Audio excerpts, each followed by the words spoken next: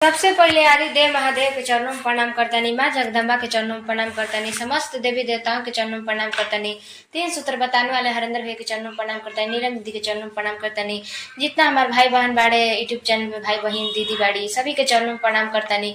हमारे प्रणाम अपने चरणों से गार करे, जो भी गलती हुई ये भजन में त्रुटि हुई क्षमा करम जा। शिवा गुरु कहीं रे बाड़े मोहनीलावा अलगा अलगा मोहनीलावा अलगा अलगा शिव गुरु कहीं रे बाड़े मोहनीलावा अलगा अलगा मोहनीलावा अलगा अलगा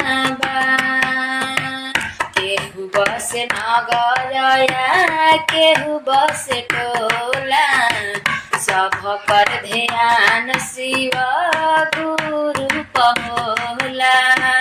केहू बस नगरया केहू बस टोला, सब कर ध्यान शिव गुरु पहोला। गुरु के पूजा कहीं रे बाड़े मोहनीलावा अलगा अलगा मोहनीलावा अलगा अलगा केहू के बाप माई चरनिया के धोवे, केहू के माई बाबू दिन रात रोवे। केहू अपन माई बाप के चरनिया के धोवे, केहू के माई बाबू दिन रात रोवे। माई के ममता कहीं रे बउए आचारवा अलगा अलगा मोहनीलावा अलगा अलगा बाटे ज्ञान तो करना गुमान हो, रहे के सब कर बउए कहीं ठिकान हो। बाटे ज्ञान तो करना गुमान हो, रहे के सब कर बउए कहीं ठिकान हो।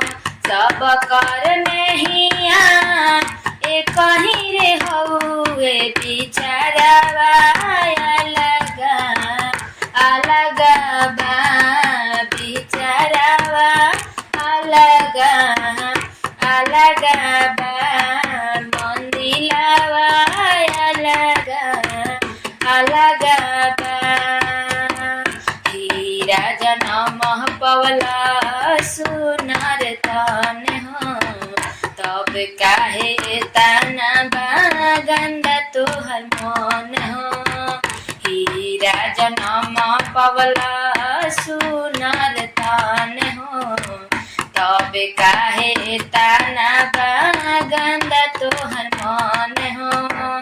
दुनिया में सब कोई कहीं रे हउए धारा मावा अलगा अलगा धारा मावा अलगा अलगा पहिला में दाया मांगी दूसरा में चारा चा, पहिला में दाया मांगी दूसरा में चारा चा, तीसरा में नम शिवाय से कोई पारा नामा, तीसरा में नम शिवाय से कोई पारा नामा।